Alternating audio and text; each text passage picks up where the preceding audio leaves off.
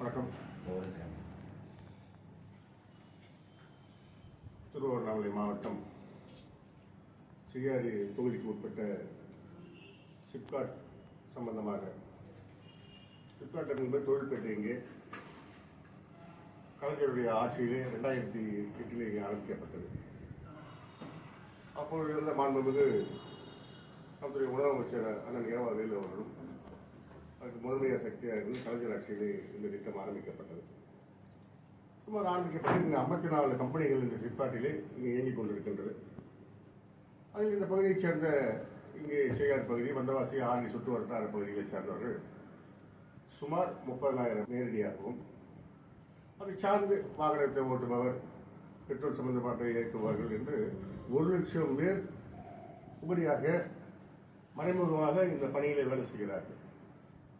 இந்த வளர்ச்சியிலே அந்த பகுதியில் தான் இந்த வளர்ச்சியை பொறுத்தவரை மற்ற மாவட்டங்களை பொறுத்தவரை செய்யார் பகுதி, செய்யார் தொகுதி இன்றைக்கு ஒரு முன்னோடி மாவட்டமாக இருக்கிறதற்கு காரணம் சிப்காட் என்பதை சொல்ல மாற்று கருத்து அல்ல. இந்த ஜெயலலிதா ஆட்சியின் போது, அதிமுக ஆட்சியின் போது 2019 நிலம் கையகப்படுத்தப்பட்டு திரும்பவும் திராவிட முன்னேற்ற ஆட்சி வந்த பிறகு அயல்நாடு ஒப்பந்தங்களுடன் சொல்லி பல கம்பெனிகள், முதலீட்டு கம்பெனிகள், மகேந்திரா கம்பெனிகள் ஆரம்பித்து இப்போது இந்த பகுதியில் இப்பொழுது ஆரம்பிக்க இருக்கின்றார்கள்.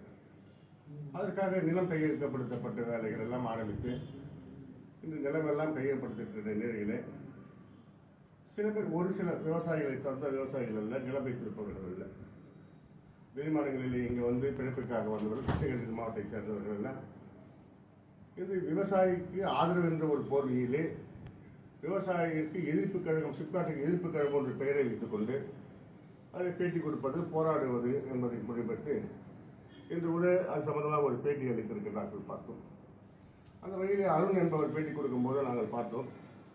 அவர் என்ன சொல்கிறார் என்றால், சிப்காட் இந்த பகுதிக்கு தேவையில்லை, இது விளைநிலங்களாக இருக்கின்றது, இதை எடுக்கக்கூடாது என்றெல்லாம் அவர் சொல்லியிருக்கிறார்கள். ஆனால் இதையெல்லாம் ஆராய்ந்த போது, இதை பற்றி நாம் விசாரித்த போது 3174 ஏக்கர், 11 ஏக்கர் வந்து நிலம் கையகப்படுத்த நிலையில் உள்ளது. அவர் என்ன சொல்கின்றார், இதெல்லாம் விளை நிலங்கள், முப்போகம் நிலைக்கூடிய விலைகள் என்று ஒரு பேட்டி தருகிறார். பொதுவாக நானும் விவசாயி தான், நீங்கள் சட்டமன்ற உறுப்பினர் ஒரு விவசாயி தான், இங்கே இருக்கிற சீடு போன்றவங்களாம் ஒரு விவசாய குடும்பத்தில் இருந்தவர் தான், விவசாய பற்றி எங்களுக்கு தெரியும். இதுதான் இப்போ ஒரு பேட்டி தருகிறார். பேட்டியில் என்ன கேட்கின்றார், முப்போகம் விளையக்கூடிய நிலம் என்று சொல்லுகின்றார். ஆனால் முப்போகம் விளையக்கூடியது அரசு சர்வேயில் அரசு கணக்கு பிரகாரம் 3177 ஏக்கரா. இதில் பட்டாவில் உள்ள நிலம், பட்டாவில் பட்டா கொடுக்கப்பட்டிருக்கிற நிலம், புஞ்சை நிலம் 2791.71 ஏக்கர். அதில் நஞ்சல் நிலம் 7.10 ஏக்கர் தான். அதே மொத்த பட்டா 2798.81 ஏக்கர் நிலம் இருக்கின்றது. அந்த வகையில் இதில் அரசு புறம்போக்கு 375 ஏக்கர் அரசு புறம்போக்கு, யாருக்கும் பட்டா இல்லாமல் அரசு புறம்போக்காக இருக்கிற நிலையில தான் இந்த சிப்காட்டுக்காக எடுக்கப்படும் நிலத்தின் வேறு வழியின்றி சுமார் 7.10 ஏக்கர் மட்டுமே நஞ்சை நிலம் எடுக்கப்பட்டுள்ளது. வேறு வழி இல்லை. காம்பவுண்ட் உள்ளவரோ, ஒரு பென்சிக் உள்ளவரோ, கம்பெனிக்குள்ளவரோ வெறும் 7.10 ஏக்கர் மட்டுமே எடுத்துள்ளது. சிப்காட்டுக்கு இதுவரை 1652.4 ஏக்கர் நிலம் கையகப்படுத்தும் நிலையிலே உள்ளது. அதற்காக சுமார் 750 விவசாயிகள் அதில் இருக்கின்றார்கள். அது 750 வயதில் இருக்கின்ற அரசு அதிகாரிகள் ஆடுவதெல்லாம் தனியாக அவர்களை அழைத்து அவர்களுக்கு ஒப்புதல் பெற்று பேச்சுவார்த்தை நடத்தி ஒப்புதல் ரசீது பெற்று அவர்கள் இசைவு தெரிவித்திருக்கின்றார்கள் என்பது இது உண்மை. அந்த வகையில் எடுத்துக்கிறார். விலகு நிலம் குறைவான பகுதி இன்று எடுத்துக்கொண்டால் மேல்மா என்ற ஒரு பகுதி, அங்கே இருக்கிற இளைஞர் கொண்டும் மத்திய நிலையிலெல்லாம் விளை நிலம் இயங்குகின்றால் 31.9 ஏக்கர் தான் அந்த பகுதியிலே. ஆனால் தரிசனம் எவ்வளவு இருக்கிறது, 161 ஏக்கராக இருக்கின்றது. அதுபோல இந்த குறும்பூர், வீரம்பாக்கம், வடகலப்புறந்தான், நர்மாப்பள்ளம் என்ற பகுதியில் எடுத்துக்கொண்டால் விளை நிலம் 77.49 ஏக்கர். ஆனால் தரிசனம் 97.40 ஏக்கர் அங்கே இருக்கிறது.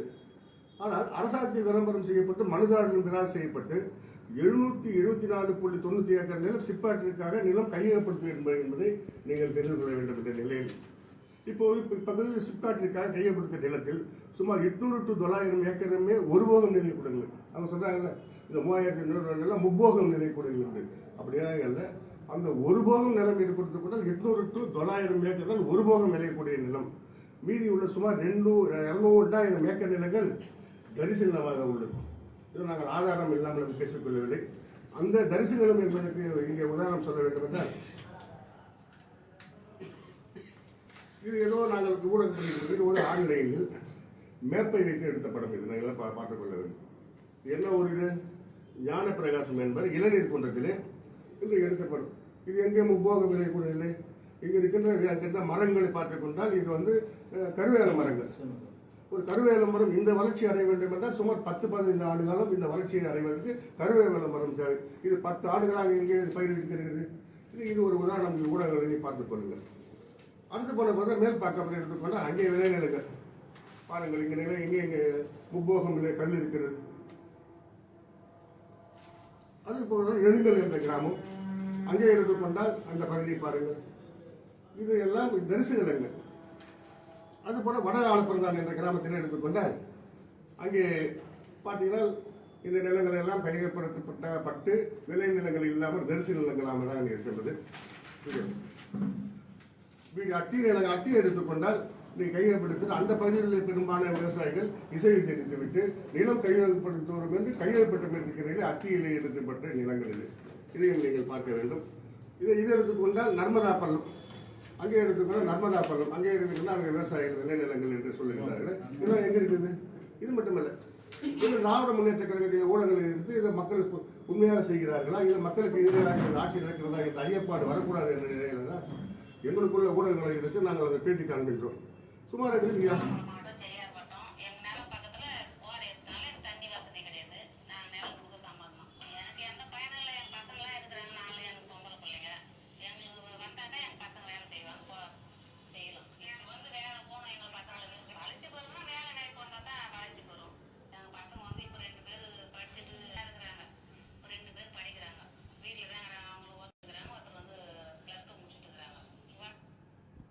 இவையெல்லாம் நாங்கள் ஏதோ பொய்யாக நம்மளுக்கு அரசுக்கு எதிராகவோ இல்லை விளைநிலங்களை போராடி கொண்டிருந்த விவசாயிகள் என்பதற்காக நாங்கள் எடுக்கின்ற முடிவு. அதுபோல இதை தவிர நிலங்கள் உள்ள இதர பொருட்களை கிணறு மரங்கள் எல்லாம் இவர் நிலத்துக்கு நாங்கள் பண்ணிக் கொண்டால் எங்களுக்கு ஒரு போராட்டம் நடத்தினார்கள். அப்போது 12,000 ரூபாய் கொடுக்கலாம் என்று சொன்னார்கள். அங்கின்ற பதிமூணுக்கு அந்த அரசு மதிப்பீட்டை பார்த்தாரு. அரசு ஒரு இருக்கிறது. ஆனால் இங்கே இருக்கிற சட்டமன்ற உறுப்பினர் அருணேஸ்வரர் ஜோதி, இங்கே இருக்கிற டிஸ்ட்ரிக்ட் சேர்மர் அந்த அமைச்சரை பார்த்து, நம்முடைய நெடுஞ்சாலைத்துறை அமைச்சரை பார்த்து, ஆனால் சாதாரணமாக ஒரு 9,000 8,000 காலம் மாறிவிட்டது.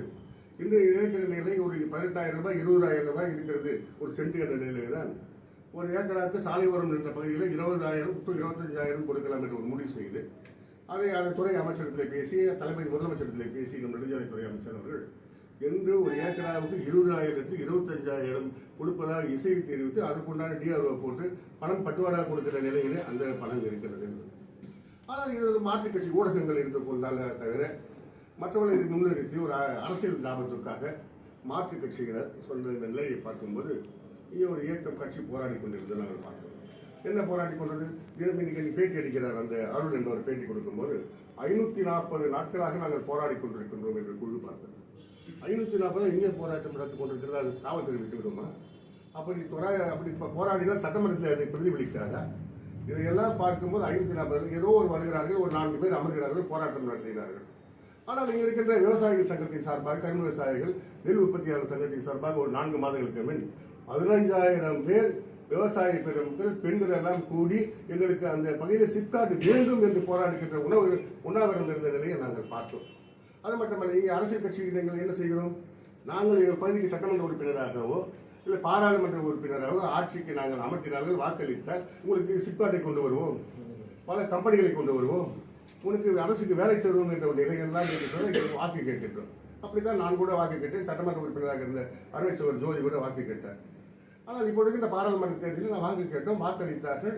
ஆனால் அதே நிலையில் இங்கே போராட்டத்துக்காக போராடி கொண்டவர்கள் இங்கே சிப்காட்ட வேண்டாம், வியாபாரம் செய்கிறார் என்று சட்டமன்ற உறுப்பினரை திட்டினார்கள், என்னை திட்டினார்கள் என்ற நிலையிலே அப்படிப்பட்டவர்கள் ஒரு தர்மபுரிய தேர்தலில் நிற்கும் போது அங்கே என்ன வாக்குறுதி தருகிறார்கள்? நாங்கள் எங்கள் ஆட்சி அமைப்புகளை எங்கள் வாக்களியுங்கள், நாங்கள் சிப்பாட்டை கொண்டு வருகின்றோம் என்று அங்கே வாக்கு கேட்கின்ற ஒரு நிலையை பார்க்கின்றோம். என்ன இது இருநிலை ஏற்பாடு? இங்கே கேட்கும் போது எங்களுக்கு சிப்பாட்டை வேண்டாம், விவசாயிகள் படிக்க வேண்டும். அங்கே தர்மபுரிகள் எல்லாம் விவசாயிகள் இல்லையா? அதுபோல ஒரு மாதங்களுக்கு முன்னே இங்கே இருக்கின்ற ஒரு குழுவை அமைத்து இங்கே போராடி கொண்டிருக்கின்ற குழு அமைத்து இங்கே சட்டமன்ற உறுப்பினர் நான் இருக்கின்ற சேர்மன் எல்லாம் கூப்பிட்டு மாண்புமிகு நெடுஞ்சாலைத்துறை அமைச்சரை பேசும்போது நெடுஞ்சாலைத்துறை அமைச்சர் உத்தரவாதம் விட்டார். நான் இந்த துறைக்கு அமைச்சர் அல்ல, நான் சாலை அமைப்பது மேம்பாலம் கட்டுவதிலே அமைச்சர், இந்த துறைக்கு ரெவன்யூ அமைச்சரை நாங்கள் பார்த்து பேசி தருகிறோம் என்று சொன்னபோது அதற்காக இசைவு தெரிவித்து அவர் சென்றார். ஆனால் அப்பொழுது அங்கே வந்த குழுவிலே வந்த ஒரு நபர் கேட்கின்றார்கள், எங்கள் பகுதியை வேண்டாம் வேறு பகுதிக்கு மாற்றி தருகிறது. ஒரு விவசாயிக்காக போராடுகின்ற ஒரு நிலையை விவசாய எதிர்ப்பு விவசாய ஆதரவு கழகம் வைத்துக் கொண்டு இந்த பகுதி விவசாயிகள் மட்டும் வேண்டாம் வேறு பகுதிக்கு விவசாய பகுதிக்கு மாற்றி தருகிறோம் என்று அங்கே கூட வந்தவர் ஒரு சொல்கின்ற போது ஏன் வேறு பகுதியில் இருக்கின்ற விவசாயிகள் இல்லையா? அவரின் நிலை என்ன? ஏதோ ஒரு வியாபார நோக்கம். சரி, அந்த விவசாயிகள் போராட்டத்துக்காக இந்த போராடி கொண்டு சிப்காட் வேண்டாம் பண்ணுறதுக்குள்ள ஒரு 20 கேள்விகளை அதுக்கு தெரிகிறார்கள். என்ன கேள்வி கேட்கிறார்கள்? இந்த சிப்காட் எவ்வளவு நிலம் எடுத்திருக்கு? சரி, இந்த சிப்காட் எந்த கம்பெனி வருகிறது? இந்த சிப்காட்டுக்கு என்னென்ன முதலீடு செய்கிறார்கள்? இந்த சிப்காட்டிலே எந்தெந்த கம்பெனி வருகிறது? என்னென்ன வேலை தருவார்கள் என்று நிலம் இங்கே கையகப்படுத்தக்கூடாது, சிப்காட் வரக்கூடாது. இது என்ன ஒரு கேள்வி? சிப்காட் வேணாம், அப்புறம் அது எந்த கம்பெனி வருகிறது, எவ்வளவு பேர் வேலை தருவீர்கள், இதெல்லாம் என்ன நோக்கம் உங்களுக்கு பிரதிபலிக்கிறது என்று புரியுமா? இதெல்லாம் ஒரு வியாபார நோக்கம். அந்த வருகின்ற சிப்காட் கம்பெனியிலே போட்டு வியாபாரம் பேசுவதற்கு ஒரு வியாபார நோக்கம் தான் தருகிறதே தவிர ஏதோ சிப்காட் என்பது மக்களுக்காக இருக்கிறது. நீங்கள் ஒன்று புரிந்து கொள்ள வேண்டும். இங்கே சிப்காட் என்கிற பகுதியிலே தொகுதியில் இருக்கிற சிகார் தொகுதியில் நான் வந்தவாசி பகுதியை சேர்ந்தவன். ஆரணி பகுதியிலே நான் பொறுப்பேற்று இன்னைக்கு ஆரணி பகுதியில் பாராளுமன்ற உறுப்பினராக இருக்கின்றேன். 6 தொகுதி இருக்கின்ற நிலையிலே இன்னைக்கு வீடுகள் கணக்கெடுக்கும் போது பார்த்தால் இன்னைக்கு வந்தவாசி ஆகட்டும், இல்லை அங்கே இருக்கிற செஞ்சி ஆகட்டும், விழுப்புரம் ஆகட்டும், அந்த மாவட்டங்கள் எடுக்கும்போது செய்யார் தொகுதிகள் மட்டும் வீடு கலைஞர் வீடு திட்டத்தின் கீழ் வீடு கணக்கெடுப்பதிலே கூரை வீடு இல்லை. இதற்கு காரணம் என்ன? இங்க இருக்கின்றன நிறைவான வாழ்க்கையை நடந்து கொண்டிருக்கின்றார்கள், நல்ல மச்சமாடி வீடுகளோடு வாழ்ந்து கொண்டிருக்கின்றார்கள் என்பதற்கு பொருளாகத்தான் இதெல்லாம் என்ன காரணம்? இருக்கிற தொழில்பேட்டை சிப்காட் தானே காரணம். எங்களுக்கு மற்ற தொழிலை எடுக்கும் போனால் ஒரு வீடு எண்ணிக்கை கூட வருகிறது, இந்த தொழிலை பற்றி வீடு எண்ணிக்கை குறைவாக வருகிறது என்றால் இங்கே சிப்காட்டுக்கு தான் காரணம் என்பது வகையில் ஏதோ வியாபார நோக்கோடு ஏதோ எதிர்ப்பு சக்தி நோக்கோடு அங்கே இருக்கின்ற பிளாட் போட்டோர்களை வைத்துக் கொண்டு அங்கே இருக்கின்ற ஒரு நில வியாபாரிகளை வைத்துக் கொண்டு தடை செய்கிறார்கள் என்ற ஒரு உள்நோக்கத்தோடு இருக்கின்ற மக்கள் ஆதரிக்கின்றார்கள். இந்த அரசு அதுக்கு முழு கருமுயற்சியாக எடுத்து அதுக்குண்டான முயற்சி மாண்புமிகு நெடுஞ்சாலைத்துறை அமைச்சர் அவருக்கும் சட்டமன்ற உறுப்பினரும் பாராளுமன்ற உறுப்பினரும் என்ற வகையில் நாங்களும் எடுப்போம் என்பது இந்த நேரத்தில் அறிவுறுத்தி ஒரு கடமைப்பட்டிருக்கின்றோம். நடவடிக்கை என்பது ஏற்கனவே ஒரு சம்பந்தமாக நடவடிக்கை இருக்கிறது. இது அரசியல் நோக்கமாக்கப்பட்டு விவசாயிகளுக்கு இது எதிர்ப்பான சக்தி இருக்கிறது. அதுக்கெல்லாம் அதை நீக்கிவிட்டு ஒரு தார்மீக அடிப்படை ஒரு மனிதநேயத்தோடு இந்த அரசு போராடி தெளிவுபடுத்தி இப்போ போராடுறது விவசாயிகள் இந்த வகையில் போராடுகிறார்களா? இங்கிருந்து தருமபுரி மாவட்டத்திலிருந்து இங்கே வருகை தந்திருக்கின்ற ஒரு கிருஷ்ணகிரி மாவட்டத்திலிருந்து வருகை தந்திருக்கிற நம்ம மாவட்டத்தில் என்ன ஒரு அக்கறை அவரு பெரிய லெவல் லீடர் அவரு ஒரு இயக்கத்தின் தலைவரா? இல்லை விவசாயத்துக்குள்ள ஒரு நாராயணசாமி போராட அதை விட பெரிய தலைவரா? அவர் என்ன அடையாளம் இருக்கிறது என்றால் ஒன்றும் அடையாளம் இல்லை. அவர் என்ன நோக்கம்? ஏதோ ஒரு உள்நோக்கம் இருக்கிறது என்பதுதான் பொருள். அவருக்கும் இந்த விவசாய போராட்டத்துக்கும் என்ன சம்பந்தம்?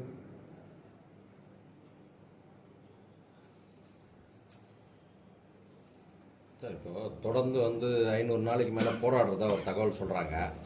அடுத்த கட்டமாக நீங்கள் அரசு நிலம் கையகப்படுத்துறது உறுதியா, தொழிற்சாலை எடுத்துன்னு வர்றது உறுதியான்றது மட்டும் 514 நீ சொல்ற 544 அவர் தான் சொல்றாங்க.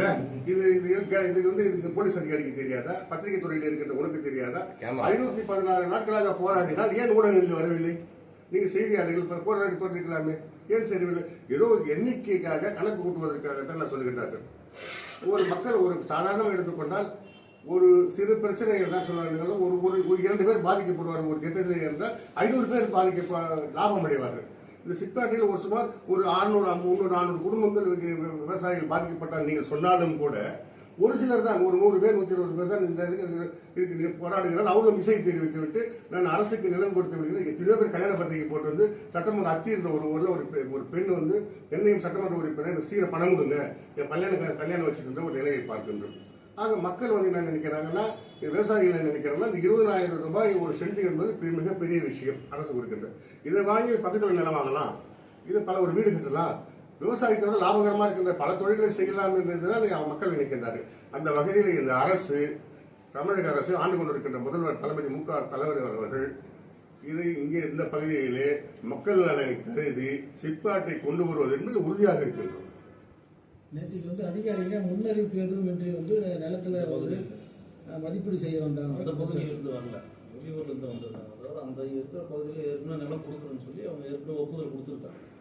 ஒப்புதல் கொடுத்த பகுதியை தான் போய் அவங்க பார்க்க போனது. பக்கத்து ஊர்லேருந்து வந்து தான் வந்து அந்த குழு தான் சார் இப்போ விவசாயிகள் என்ற போர்வையில் இப்போ அந்த அருள் அத்திப்பாடி அருள் கிருஷ்ணகிரி மாவட்டத்தில் வந்து அவர் வந்து இங்கே வந்து ஆர்ப்பாட்டத்தை தூண்டுறார். அவர் தமிழ்நாட்டில் அந்த அந்த நிலத்தோட உரிமையாளர் அவங்க இல்லாத பட்சத்தில் அவங்க பேரை நீங்க என்ன நடவடிக்கை எடுக்கிறீங்க? மென்மையானது தான். முதல்வர் வந்து விவசாயிகளுக்கு எந்த விதமான பாதிப்பு வந்துவிடக்கூடாது. அவங்க வந்து விவசாயம் என்ற போர்வையில் போயிட்டு விவசாயி ஏமாத்துறாங்க. அதனால முதல்வர் ஏற்கனவே வந்து தொடர்ந்து அவர்கள் சாலை மறியல் பண்ணதுனால மொத்தவாசி சாலையில் அதுவும் மாநில நெடுஞ்சாலையில் தொடர்ந்து பல விதமான போராட்டங்கள் நடத்தினாங்க. அந்த போராட்டத்தின் காரணமாக தான் அன்றைய இருந்த சார் ஆட்சியர்கள் அவங்க பல மணி நேரம் அவங்க பேச்சுவார்த்தை நடத்தி கூட அவங்க ஒத்துக்காத காரணத்தினால அவங்க மேலே பல வழக்குகள் போடப்பட்டு தான் குண்டா சட்டம் போட்டதை தவிர அவர்கள் விவசாயிகள் என்ற பொருளில் போடலை. ஆனால் அந்த விவசாயியை ஆக்கி கொண்டதுனால காரணமாக தான் அந்த குண்டா சட்டமும் திராவிட முன்னேற்ற கழக ஆட்சி தான் போட்ட மாதிரி விவசாயிகளுக்கு எதிர்ப்பான ஒரு அலையை வீசுகின்ற வரை அவர்கள் அதை கொண்டு போகிறார். அந்த அருள் என்பவர் தான் இதுக்கு வந்து முன்னடியாக தமிழ்நாட்டில் எங்கே எடுத்தாலும் விவசாயி என்ற முறையில் அவர் போய் ஆர்ப்பாட்டத்தை ஆரம்பித்தார். சார் ஒரு பத்திரிகை துறையினருக்கு ஒரு அரசுக்கு வந்து ஒரு 10,000 பேர் வேலை கொடுத்து சாதாரண விஷயம். இந்த கம்பெனி பற்றி 1,00,000 பேர் மறைமுக வேலை செய்யணும், அதுதானே பெரிய விஷயம். 1,00,000 குடும்பம் பிறகுல இந்த தொகுதியில் வந்தவாசி தொகுதி சார்ந்த வேலை செய்கிறார்கள், செய்யாத தொகுதியில் வேலை செய்திருக்கிறார்கள். அது பெரிய விஷயம் இல்லையா? இப்போ பக்கத்தில் இருக்க ஆறிலிருந்து இங்கே வேலை செய்கிறார்கள். இந்த சுற்று வட்டாரத்தில் அந்த பிறகு உத்தரமூர்லேருந்து வேலை செய்கிறாங்க, காஞ்சிபுரம் மாவட்டத்தில் வேலை செய்கிறாங்க. எவ்வளோ குடும்பங்கள் பெரும்பாலும் நிலங்கள் வந்து குவாரி உரிமையாளருக்கு சொந்தமானது. இப்போல்லாம் அந்த ஏரியாவில் 375 ஏக்கர் வந்து அரசு புறம்போக்கு நிலம் இருக்கு. இந்த அரசு புறம்போக்கு நிலத்தை பிடிச்சி வச்சுக்கிறவங்க தான் அதுக்கு கவர்மெண்ட் காசு கொடுக்காதுன்றதுனால தான் இதை வந்து போராட்டத்தை தூண்டுறாங்க. அது இல்லாத குவாரிகள், ரியல் எஸ்டேட் உரிமையாளர்கள் அவர்கள்லாம் இதுக்கு பின்னாடி இந்த ஏற்கிறாங்க. வெறும் அதாவது விவசாயிகள் கஷ்டப்படுறவங்க 2019 இந்த பத்திரப்பதிவுலாம் நிறுத்தப்பட்டு அவங்கெல்லாம் சிலர்கள் கல்யாணம் வச்சு விட்டு அவர்களுடைய அடிப்படை தேவைகள் கூட அவங்க சொத்து வச்சிருந்தா கூட விற்று செலவு பண்ண முடியாத ஒரு சூழ்நிலையை உருவாக்கி வச்சிருக்காங்க. ஆகவே இப்போ உடனே கொடுத்து அவங்களாம் எப்போ கேட்குறது என்னோட பல தடவை தொலைபேசியில் அந்த விவசாயிகள் எல்லாம் எங்களிடம் கோரிக்கை வைக்கிறார்கள், உடனடியாக பணத்தை பெற்றுத்தாருன்னு சொல்லியிருக்காங்க. பல விவசாயிகள் நேரடியாக வந்து எங்களுக்கு என் நிலத்தை எடுத்துக்கொள்ளுங்கள் என்று சொல்லி அவர்களே கடிதம் கொடுத்திருக்கிறார்கள். அவர்கள் கூட அந்த 10 பேர் வந்து அவர்களை மிரட்டுகிறார்கள். அதே போல் ரியல் எஸ்டேட் என்கின்ற பொருளில் அவங்க ஒரு 20-30 ஏக்கருக்கு மேலே சென்னையிலேருந்து வாங்கி வச்சிருக்காங்க. அவங்களுக்கு எங்கே இடம் இருக்குதுன்னே தெரியல. அவங்க வந்து எப்படியாவது எங்களுடைய பொண்ணு கல்யாணத்துக்கு அதை திருப்பி கொடுங்கன்னு சொல்லி அவங்களே நேரடியாக வந்து இந்த சிப்காட் நில எடுப்பு அலுவலகத்தில் நேரடியாக அந்த மக்களே வந்து கொடுத்துருக்காங்க. அவங்கள வந்து இவங்க மிரட்டுற போது அவங்களே கேட்டாங்க, நீ காசு கொடுங்க எங்களுடைய பொண்ணு கல்யாணத்துக்கு சொல்லும்போது இவங்க கொடுக்க முடியலன்னு சொல்லிட்டு அனுப்பிட்டாங்க. நிலம் கையகப்படுத்த இசை தெரிஞ்ச மக்களுக்கு நீங்கள் பணம் கொடுத்துருக்கீங்களா? எல்லாருக்கும் ஒன்றா தான் இன்னும் பணம் கொடுக்குறேன் ஆரம்பிச்சிருக்காங்க. அதுக்கு நான் எவ்வளோ சொல்லியிருக்காங்க, அதுக்கு தான் விசாரணை நிலம் மதிப்பீடு முடிச்சு ஒரு சென்ட்டுக்கு இவ்வளோ கொடுப்பான்னு முடிவு பண்ணிட்டாங்க. அடுத்த கட்ட வேலைன்னா இப்போ கிணறு இருக்கிறது, அது கிணறுக்கு ஒரு மதிப்பு, அதில் மரம் இருக்குது, அந்த சர்வே தான் இன்னைக்கு போன சர்வே. நிலம் கொடுத்துட்டாங்க. என்ன கேட்டீங்க? ஏன் வந்து ஆவணங்கள்லாம் சரி பார்த்துட்டு பணம் கொடுக்கறதுக்கு தயாரா இருக்காங்க. நீங்க ஏன் கூப்பிடலன்னு சொன்னீங்க.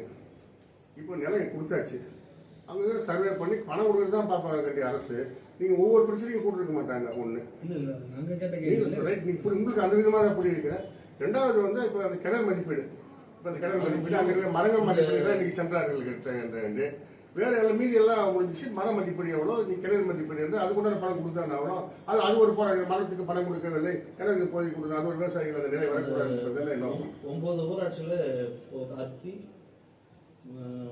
வடாலப்புறம் தான், எல்லைக்குன்றம் 3 பஞ்சாயத்து தான் இப்போ எடுக்கிறாங்க. அதுக்கு முன்னாடி தான் பூர்வ வேலை நடக்குது. மீதி மற்ற ஊரில் வந்து இவங்க இப்போ தடுக்கிறாங்க. தடுக்கிற குழுப்பம் அந்த 10 பேர் கொண்ட குழு அப்படியே பண்ணிட்டாரு. அவங்க தான் அந்த மக்களை வந்து இயக்கிறது. அதாவது நிலம் இல்லாதவங்க பாதி கூலி வேலை செய்யறவங்க அவங்களுக்கு என்ன சொல்றாங்கன்னா தவறாக வந்து உங்கள் ஊரே காலி பண்ணி அனுப்பிச்சிடுவாங்க, உங்கள் வீட்டிலாம் பிடிங்கி அனுப்பிச்சிடுவாங்கன்ற மாதிரி ஒரு தவறான அவங்களுக்கு பிரபகண்டா பண்ணி அவங்கள மக்களை வந்து திசை திருப்புறாங்க. முதல்ல இன்னும் ஒரு முத்தாய்ப்பான செய்தி இருந்தால், ஒரு கட்சி ஒரு போராட்டம் பண்ணுறாங்க தலைமையேற்ற விவசாயி சார்பாக. விவசாயிக்கு ஆதரவாக சிப்காட் கொண்டு வர வேண்டாம் போராடிய ஒரு கட்சி இருக்கிறது. அதே கட்சி இதே சிப்காட்டில் சென்று ஸ்கிரப் எதுக்கு சிப்காட் வேண்டாம், இந்த விவசாய மேற்கு பெயர்க்கக்கூடாது, ஒரு தனிநபர் கட்சியை சார்ந்தவர் ஒரு மாவட்ட கட்சி செயலர் பெயர்க்கணுமா? அப்போ ஸ்கிராப் எடுக்க போறாரு. அப்போ இங்க இருக்கிற விவசாயிகள் நலன் கருதி சிப்காட் வேணாம், அந்த இயக்கத்தை சார்ந்தவங்க மட்டும் ஸ்கிராப் எடுத்து பிழைக்கணும்னு சொல்லிட்டு ஸ்கிராப் எடுக்கிறாங்க. நான் வந்து நீங்களே பார்த்துங்க யாருன்னு சொல்லிட்டு. அப்போ அதுக்கு என்ன போராட்டம்? விவசாயிகள் மட்டும் விவசாயிகள போர்வையில் இப்படிலாம் போராடினா சிப்காட்டில் போய் என்னால் இந்த கட்சி போராடுது ஸ்கிராப் கொடுக்கலான்னு ஒரு மறைமுகமான ஒப்பந்தமா நடந்து சுயநலமா? ஏதோ மக்களை அடிமைக்காக இன்னும் மக்கள் மூட நம்பிக்கையிலே வைத்துக்கொண்டு மக்களை நல்லது செய்து பிழைக்கின்ற நல்லது செய்து ஆட்சி நடத்துகின்ற திராவிட முன்னேற்றத்துக்கு களங்க விளைவிக்க வேண்டும் என்ற நோக்கோடு தான் இவர் சிப்பாவை கொண்டு வருகிறோம் வேண்டாம் என்று சொல்லிவிட்டு போய் கிராப்ஸ் எடுக்கிறாங்க. அது என்ன அது எப்படி அது நியாயம்? அப்ப என்ன போச்சு? அப்ப என்ன பண்ணோம்? என் விவசாய மக்கள் இந்த கம்பெனி எங்கள் பயிர்கள் இந்த கம்பெனியில் இதுல இருக்கின்ற இந்த பழைய பொருட்கள் வேண்டுமா, இதுல இருந்து லாபம் வேண்டுமா எனக்கு தானே உண்மையான கட்சி. எல்லாமே நம்ம ஊர் நீங்க எல்லாமே நிருபர் தான். அந்த இடத்த போய் பாருங்க. விவசாய நிலமா 100 ரூபா வளையல் பூமியா இல்ல அது சிப்காட்டுக்கு உகந்த இடமா இதெல்லாம் பாருங்க. இதே பாருங்க, போட்டோ பாருங்க. இதெல்லாம் ஒரு விவசாயியோ பாதிக்கப்படுகிறான் இல்லை இதெல்லாம் ஒரு பயிர் இருக்குது. இதெல்லாம் சர்வே நம்பரோட ஆப்ஷன் எடுக்குது. சாதாரணமாக நாங்கள் டூப்ளிகேட் எடுக்கிற ஒவ்வொரு ஆப்ஷனுடைய இதில் பேர் இருக்குது, அந்த சர்வே நம்பர் இருக்குது. இதெல்லாம் எடுத்துட்டு போய் நீங்கள் செக் பண்ணி பாருங்க. இதை பார்த்தீங்கன்னா இது ஒரு போராட்டத்தை தூண்டுறவங்க வந்து பல பேர் டைமோட இருக்குது. கிருஷ்ணர்காரன் கிட்ட மாமூல் வாங்குறவங்க தான் அந்த தூண்டுதல் பண்ணியிருக்காங்க. இப்போ பாருங்க, இந்த 15ஆம் தேதி 2 மணி 42 நிமிடத்துக்கு எடுத்துருக்கு இந்த போட்டோ. இப்போ நான் விவசாயத்தை பயிர் அழிச்சிட்டு மறைமுகம் எடுத்த போட்டோவா? ஒரு 2 மணி நேரத்துக்கு எடுத்த போட்டோம். இல்லை 10 இடத்துல நாங்கள் எடுத்துருக்கோம் போட்டோம். ஏன் 10 இடத்துல விவசாயமே பண்ணல? ஏன்னா கல் இல்லையா? முப்போகம் வழியில் பூமியாக தவறான எண்ணத்தோடு மக்களை குறித்து சிறப்பு என்னமா நீங்கள் ஊடகங்கள் புரிந்து கொள்ள வேண்டும். எங்களுடைய நிலையை விளக்குவதற்கு தான் இந்த ஏற்பாடு. வணக்கம், நன்றி. சமூக வலைத்தளங்களில் இந்த மாதிரி தவறான சட்டப்படி நடவடிக்கை. அதுபோல இதுல என்ன சமூக வலைதளங்கள் சமூக வலைதளங்கள் அவங்க என்னன்னா இதெல்லாம் அவங்க எடுத்து இல்லாத போறது. இது நம்ம நல்ல நோக்கம் இருக்கும். இப்போ ஒரு சமூக வலைதளங்களுக்கு வந்து ஒரு நல்ல நோக்கத்துக்கு ஒரு நல்ல பயன்பாட்டிற்கு அதெல்லாம் பயன்படுத்த வேண்டும். சில பார்த்தா தப்பான சில வலைதளங்கள் இது எல்லாமே இல்லை, சில அவங்களெல்லாம் புரிந்து கொள்ள வேண்டும், விளக்க வேண்டும். அந்த சமூக வலைதளங்களை எடுத்து அவதூறை பரப்புகின்ற உன் சகோதரி உன் மனைவி அந்த கம்பெனியை வேலை செய்கிறார் பிழைக்கின்றார்கள் என்பதை நீங்கள் மறந்துவிடக்கூடாது. இந்த பகுதியில் வந்து 2000 பேர் வேலை செய்யலாம். ஒவ்வொரு ஊரிலும் இருந்து வண்டி போகுது. இன்னைக்கு பாத்தீங்கன்னா ஒரு அறையா ஒரு காலத்துல பெண்கள் எல்லாம் வேலைக்கு செல்லக்கூடாது என்ற நிலையில இருந்த இன்னைக்கு நிலை. ஒவ்வொரு கிராமத்தில் இருந்தும் விழிப்புணர்வு போட்டு ஒரு 50-60 பேர் இந்த பெண்கள் இந்த கம்பெனியை வேலை செய்கிறார்கள் என்றால் அதுக்கு இந்த சமூக வலைதளங்கள் எல்லாம் ஒத்துழைக்க வேண்டும். இது தவறாக சித்தரிக்கூடாது என்பது அன்பான வேண்டுகோள். அது மீறி தவறான சித்தரித்தாலோ தவறான முறையாக இது கொண்டு சென்றாலோ அதுக்கு உண்டான துறை ரீதியாக நடவடிக்கை எடுக்கப்படும் என்பதை நான் உறுதியாக சொல்கிறேன்.